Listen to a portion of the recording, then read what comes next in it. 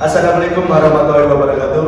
Berjumpa dengan kelompok kami, kelompok 3, yang mana akan membahas tentang pembelajaran berdiferensiasi, yang mana sudah melihat dari penayangan video dari guru di salah satu sekolah SMP negeri, SMP negeri.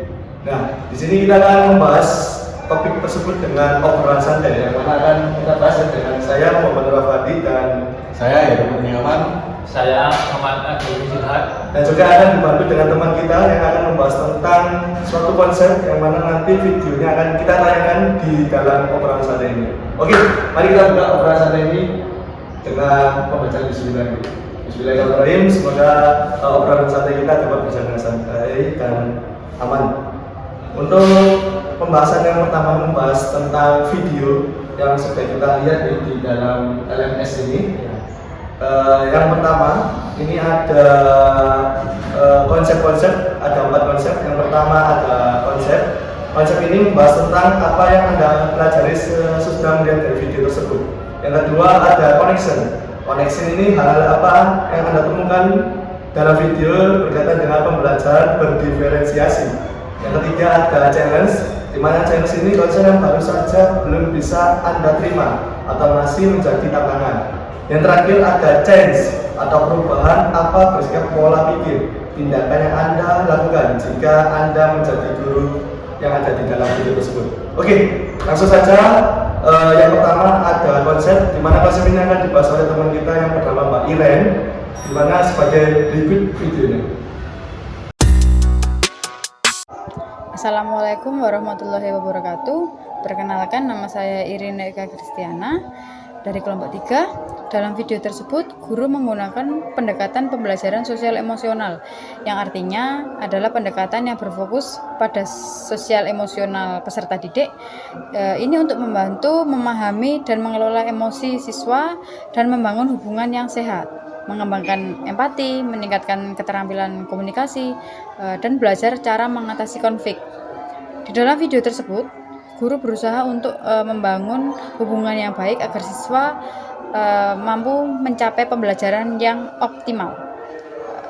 Setelah melihat video tersebut, saya mengamati bahwa sebelum pembelajaran dimulai, guru menanyakan kepada siswa kenapa siswa tersebut tidak hadir di pembelajaran sebelumnya. Ini termasuk pembelajaran sosial emosional yang bertujuan dari pembelajaran ini adalah memberikan pemahaman atau nasihat kepada murid atas permasalahan tersebut dan bermanfaat untuk meningkatkan kesadaran peserta didik. Lalu pembelajaran berdiferensiasi ini adalah pendekatan pembelajaran yang mengakui bahwa setiap siswa memiliki gaya belajar, minat dan kemampuan yang berbeda.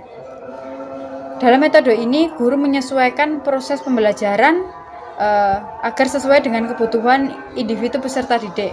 Kemudian, guru sebelum memulai kegiatan pembelajaran ini melakukan asesmen diagnostik. Asesmen diagnostik sendiri adalah dilakukan di awal untuk membantu sejauh mana siswa tersebut memahami materi pembelajaran. Tujuan ini untuk membagi berdasarkan kelompok peserta didik dengan kemampuan peserta didik tersebut, yang dimana dibagi menjadi 3 bagian, yaitu yang pertama ke kategori mau berkembang, yang kedua sedang berkembang, lalu yang ketiga kelompok yang sudah mahir. Nah, kelompok memperoleh soal yang berbeda-beda tingkatannya. Di sini guru sebagai fasilitator. Untuk kelompok 1 dibimbing sampai mengerti, kelompok 2 dengan sedikit bantuan, dan kelompok 3 mengerjakan soal dan dikerjakan dengan sendiri-sendiri. Lalu kelompok 1 dibimbing secara detail. Setiap murid harus dipastikan bisa paham hingga dibimbing dengan perlahan-lahan. Lalu kelompok 2 juga diberikan fasilitas yang sama, tetapi tidak sedetail dengan kelompok yang pertama tadi. Dan lalu yang kelompok ketiga merupakan kelompok yang sudah mahir, jadi hanya sekedar menginformasikan jawaban dan terus memotivasinya. Oke, sekian, terima kasih. Wassalamualaikum warahmatullahi wabarakatuh. Oke, itu tadi video dari Mbak Iren yang mana menjelaskan tentang konsep pembelajaran yang ada di dalam video tersebut. Yang kedua, kita membahas tentang hal-hal apa yang Anda temukan dalam video berkaitan dengan pembelajaran berdiferensiasi. Pembelajaran berdiferensiasi itu merupakan pembelajaran untuk memberikan suatu kebutuhan kepada siswa, di mana suatu guru itu dapat memberikan kayak alur atau urutan-urutan pembelajaran yang mana agar guru tersebut dapat melihat karakteristik yang dimiliki siswa tersebut. Semisal dalam kelas ini banyak karakteristik yang dimiliki oleh siswa, seperti ada yang sudah paham ataupun ada yang paham, ada pun yang belum paham sama sekali. Dengan tersebut perlunya adanya pembelajaran berdiferensiasi agar tujuan dalam pembelajaran dapat tercapai dengan baik. Di dalam video tersebut, guru tersebut membuat suatu urutan atau pembelajaran yang baik, di mana tujuan tersebut dibuat secara kelompok. Karena dalam pembelajaran ini siswa diperlukan adanya diskusi dan juga tuntunan yang secara profesional atau dari guru tersebut agar mengetahui pembelajaran yang diajarkan oleh guru tersebut. Seperti guru tersebut memberikan kelompok yang pertama itu memberikan suatu pembelajaran atau tujuan pembelajaran dulu, berarti nanti pembelajarannya bagaimana dan hasilnya nanti pembelajarannya bagaimana. Yang kedua, guru tersebut memberikan suatu soal, di mana soal ini berisikan dengan topik di dalam pembelajaran. Topik tersebut pembelajarannya mengenai tentang transformasi geometri. Nah, dari soal tersebut dibuat 3 soal. Nah, soal tersebut untuk melihat kondisi atau karakteristik yang dimiliki peserta didik tersebut, Mas. Ya, setelah diberikan soal tersebut, guru melihat dari hasil yang telah dikerjakan oleh siswa tersebut. Tetapi setelah memberikan soal tersebut, guru tidak melupakan memberikan penerapan yaitu SPG. SPG ini bertujuan untuk siswa tidak mudah bosan dalam pembelajaran dan juga tidak tegang setelah diberikan soal 3 yang sangat susah sekali tadi ya Mas ya. Karena kan siswa tersebut kita tidak tahu mana yang baik, yang mampu untuk mengetahui dan mana yang tidak mampu untuk tidak mengetahui. Terus lanjut, setelah dengan SPG, guru tersebut membuat suatu kelompok di mana ada 3 kelompok. 3 kelompok ini ada kelompok 1. Kelompok 1 ini sebagai siswa yang masih belum mahir dalam menguasai materi. Dan yang kedua ada kelompok yang sedang atau sudah mahir, sedang mahir atau lumayan mahir. Dan yang kelompok 3 ini sudah mahir dalam mengajarkan soal tersebut. Nah, untuk kelompok 3, untuk 3 kelompok ini, yang kelompok pertama perlunya adanya pendampingan oleh guru, karena kan di kelompok 1 masih belum mahir dalam suatu pembelajaran tadi ya Mas ya. Nah, makanya guru itu tersebut menuntun bagaimana pengajaran soal yang baik dan juga bagaimana cara menyelesaikan dengan baik. Yang kedua, ini guru tersebut di kelompok kedua ini guru memberikan suatu pendampingan yang biasa saja, tapi cuma menanyakan bagaimana pengerjaannya dan juga memberikan suatu praktek atau model secara mudah atau secara gampang gitu ya, yang efektif, yang mudah memudahkan gitu aja. Kan dia kebetulan sudah paham gitu, lumayan paham. Dan yang kelompok 3 ini guru tersebut cuma memberikan suatu motivasi dan juga menanyakan bagaimana pengerjaan hasilnya dan juga progres-progresnya bagaimana. Itu aja yang di kelompok 3 kan karena sudah main. Setelah dengan memberikan 3 kelompok ini, ternyata guru tersebut sudah membuat suatu proses pembelajaran yang baik dan efektif, karena pembelajaran itu dapat berjalan dengan baik karena masing-masing siswanya itu mendapatkan pembelajaran yang maksimal karena terbaginya 3 kelompok.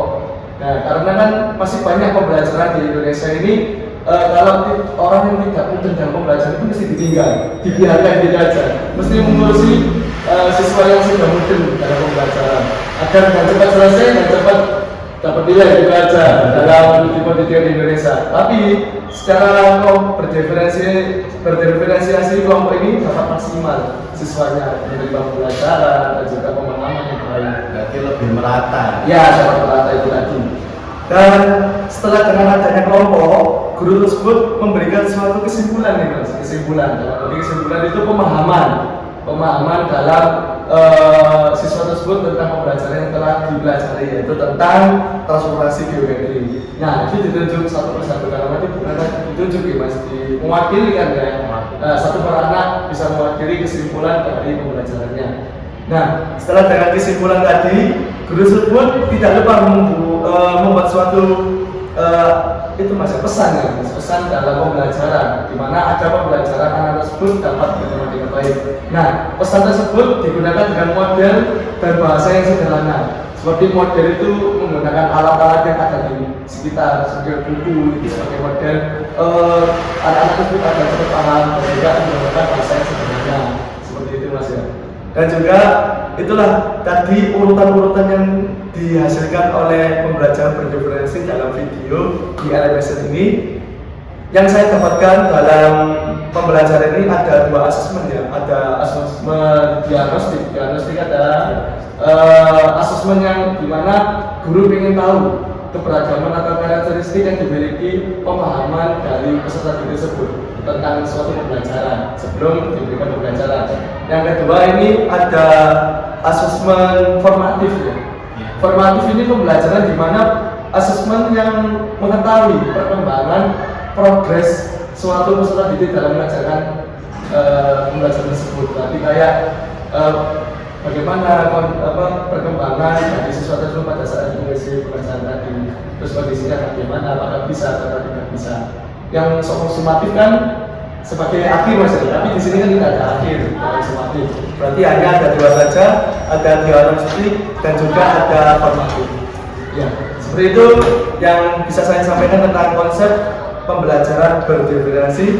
Yang ketiga ada konsep hal baru apa yang belum bisa Anda terima atau masih menjadi tantangan ya dari pembelajaran yang ada di video LMS ini. Nanti bisa dijelaskan oleh Mas Heru ya, tentang video tersebut. Monggo Mas Heru, ini untuk kesana ini gimana tentang video? Ya, jadi kita memahami dulu tujuannya dari challenge ini adalah menemukan hal yang tidak bisa kita terima, menemukan hal yang tidak bisa kita terima dan akan menjadi sebuah tantangan, dan tantangan itulah yang akan kita gunakan untuk mewujudkan sebuah hal baru tersebut ya. Jadi setelah saya mengamati sebuah video tersebut, saya mengangkat sebuah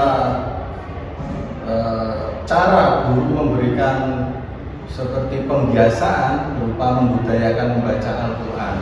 Nah, itu menurut saya itu sudah bagus, di mana menanamkan kepada siswa-siswa tersebut untuk lebih mengenal tentang agama Islam dengan membaca Al-Quran beserta makna-maknanya. Nah, tetapi dalam pandangan saya hari ini justru berbalik. Dalam pandangan saya ini merupakan hal yang belum bisa saya terima. Kenapa? Ya, jadi kita kan melihatnya itu di SMPN Negeri 4 di daerah Sulawesi Selatan, tepatnya di Kabupaten Goa. Di Kabupaten Goa itu Kabupaten Goa Sulawesi Selatan ya. Kita bisa melihat dari demografinya bahwa di Sulawesi Selatan mayoritas penduduknya itu 88% merupakan agama Islam dan sisanya adalah beragama selain Islam. Nah, berarti menunjukkan bahwa di sana itu tidak hanya Muslim saja, tetapi ada juga agama-agama yang lainnya. Nah, menurut saya ini juga ditinjau juga dari website sekolah kita, bahwasannya di SMPN 4 ini tidak sepenuhnya beragama Islam. Nah, bisa juga ada yang beragama selain Islam, itu ada 2 ya, ada yang beragama Kristen, ada yang beragama apa itu saya sudah lupa.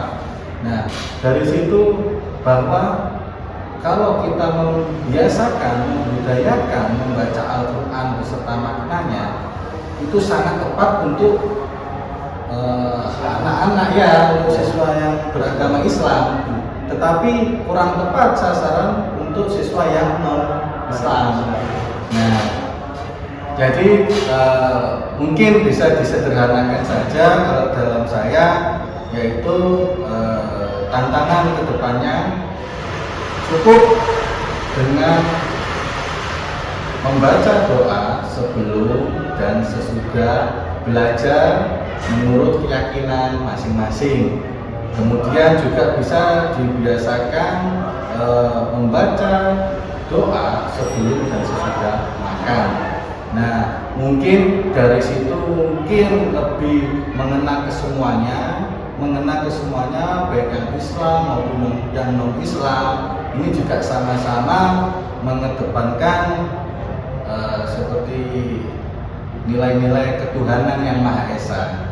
Nah, jadi ini merupakan tantangan ke depan bagaimana kita sama-sama menjalankan ibadah tidak hanya dengan membaca Quran, tetapi juga intinya kita bisa mengenang semuanya. Itu dari cara membudayakan membaca Al-Quran itu yang menjadi tantangan saya. Kemudian yang jadi sorotan saya yang keduanya itu dari cara menasehati, di mana pada video yang kita amati terdapat anak yang tidak masuk pada hari ini. Nah, kemudian di hari esoknya anak tersebut masuk dan gurunya memanggil ke depan. Nah, di ke depan itu guru memberikan sebuah pertanyaan mengenai kenapa kok kemarin itu tidak masuk gitu. Intinya guru menggali informasi, itu sudah bagus. Guru menggali informasi tentang kenapa kamu kemarin nggak masuk. Guru peduli, guru mencari informasi, itu bagus sekali. Tetapi menurut saya ini juga tidak bisa diterima. Kenapa? Karena waktunya adalah di saat pembelajaran. Jadi menurut saya tidak kurang kondusif. Seharusnya kita udah belajar, di tengah-tengah pembelajaran ternyata terpotong sama satu kasus, ada yang ini, ada yang itu, kita memberikan nasihat. Nah, menurut saya ini adalah sebuah tantangan di mana ke depan rencana lebih baik kita menyediakan waktu tempat di luar pembelajaran. Kita tetap menggali informasi, kita tetap peduli kepada siswa tersebut, tapi di tempat yang pas dan di waktu yang pas, tidak mengganggu saat pembelajaran. Ya, mungkin itu yang bisa saya jelaskan, bisa saya sampaikan mengenai challenge tentang hal baru yang tidak bisa diterima dan tantangan-tantangannya. Gitu. Ya. Itu yang tadi yang pembahasan dari Mas Hendro sendiri ya Mas ya. Tapi intinya untuk yang pembahasan pertama itu sifatnya universal Mas ya. Jadi menghargai semua siswa yang beragama selain agama Islam. Dan juga penerapannya itu tidak di awal juga bisa diproses ataupun di akhir pada saat istirahat atau makan minum dan juga di akhir pembelajaran. Seperti itu. Oke. Sudah bagus menurut saya. Kalau Mas Agung gimana Mas ini? Saya juga setuju dengan Mas Heru. Iya. Karena misal dinasihatin pas jam pelajaran itu memang memotong jamnya itu. Iya. Ya. Jadi lebih baik menyediakan jam yang di luar pembelajarannya ini. Jadi dapat mengganggu gitu Mas ya. Iya. Nanti berarti pembelajaran itu tidak berjalan dengan baik. Iya. Karena membahas yang ini tadi masalah kasus-kasus tadi ini. Oh ya. Intinya saya juga setuju sama Mas Heru. Iya, saya juga sangat setuju dari pendapatnya Mas Heru. Oke, tadi pembahasan tentang konsep yang bisa terima ya, tentang tantangan-tantangan dalam video pembahasan tersebut. Selanjutnya ada soal lagi, di mana soalnya ini membahas tentang perubahan apa sikap Anda pola pikir atau tindakan yang Anda lakukan jika Anda menjadi guru dalam video tersebut. Nah, dalam pembahasan ini nanti kita dijelaskan oleh Mas Agung gitu. Ya. Dalam konsep ini bisa langsung dijelaskan aja Mas Agung gimana gitu menurut sampean. Ya. Jadi ada 4C yang terakhir itu C-nya itu perubahan atau change ya. Nah, pertanyaannya di sini adalah perubahan apa dalam pola bersikap atau pola pikir atau tindakan yang Anda lakukan jika menjadi guru di video tersebut. Nah, mungkin yang pertama itu pola pikir saya setelah melihat video tersebut ya. Sebelumnya kan saya pernah mengajar juga. Nah, itu yang belum saya lakukan pas mengajar dan ingin saya rubah nantinya pas mengajar lagi.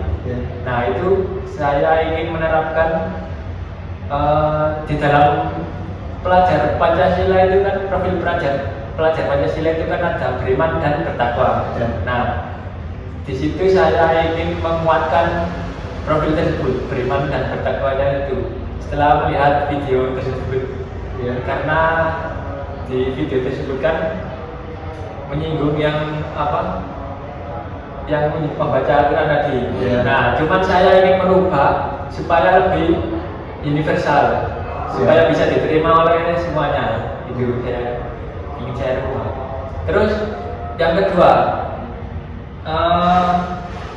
pola pikir terus bersikap ya yang kedua.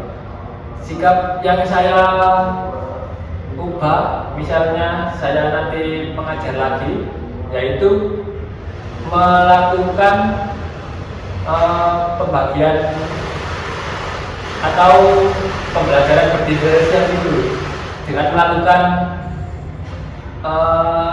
asesmen kognitif. Nah, di awal pembelajaran nanti saya akan membuat sebuah soal yang akan saya berikan kepada siswa. Nah, dari situ kan bisa dilihat kategorinya mana siswa yang sudah paham, yang pahamnya cuma setengah, terus yang masih belum paham kayak dari jelaskan Mas Fandi tadi. Nah, itu. Terus tindakan. Yang ketiga terakhir tindakan. Pola tindakan yang akan saya lakukan jika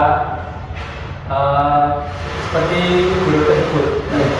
Itu saya lebih melakukan tindakan merubah. Dulu saya mengajar cuman hanya sebatas kayak mengajar yang monoton gitu. Menurut saya dulu saya mengajarnya itu polanya monoton. Nah, sekarang saya ingin merubah setelah melihat video tersebut dengan setelah dibagi kelompokkan tadi. Nah, itu di siswa yang kurang paham, nah itu nanti akan saya tuntun supaya lebih paham gitu. Nah, terus yang siswa yang sedang tadi juga saya tuntun, cuman nggak terlalu. Masih dalam pantauan. Nah, terus yang sudah sangat paham, cuman saya lihat aja, terus saya kasih motivasi supaya lebih semangat belajarnya gitu. Nah, mungkin itu aja pola perubahan yang akan saya lakukan ke depannya setelah melihat video pembelajaran tersebut. Mungkin Mas Fandi ada itu?